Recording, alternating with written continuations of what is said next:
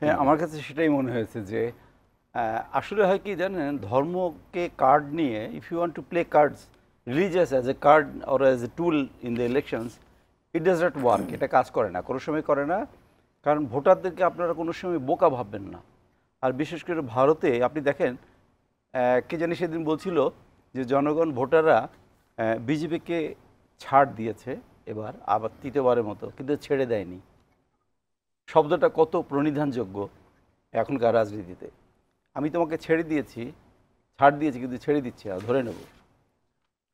অযোধ্যায় যেটা দেখেছেন যে এই যে আমরা তো, এবং ইলেকশনের আগে আগেই সেটা উদ্বোধন করা হলো, এটা নিয়ে তো অনেক গণ্ডগোল ছিল, বিভিন্নভাবে অনেক কথাবার্তা চলছিল। মোদি যেভাবে এটাকে মানে ফলাও করে প্রচার টচার করেছিলেন, কিন্তু লোকে খায়নি। এবং ওখান থেকে যে ভদ্রলোক, ফাইজাবাদ থেকে যেই ভদ্রলোক জিতেছেন, উনি ওইখানকার বিধানসভায় 9বার জিতেছেন। উনি একজন দলিত, কিন্তু দলিত, উনি 9বার জিতেছেন। আর যিনি ওখানে হেরে গেলেন, উনি থার্ড টাইম জেতার কথা সেইখানে, কিন্তু উনি হেরে গেছেন বিজেপি, সে ভদ্রলোক।